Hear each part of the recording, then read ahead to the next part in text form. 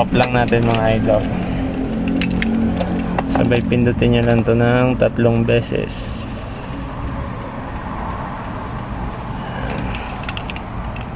Pre, makikita yung alang kanya.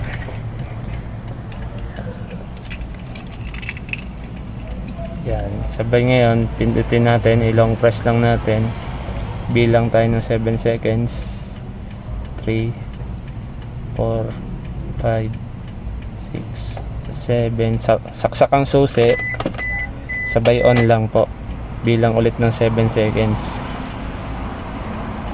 4 5 6 7. Release, sabay pindot ulit. Pag po lumabas yung ganyang icon na 12, ibig sabihin tama po yung procedure nyong ginawa. Pag hindi po, ulit-ulitin nyo lang.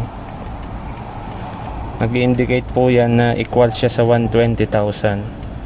Bale, ito preset ko lang ng 10 every 100,000. Bali, total siya na 110 na. Sabayan, i-long press lang natin hanggang sa maklear siya.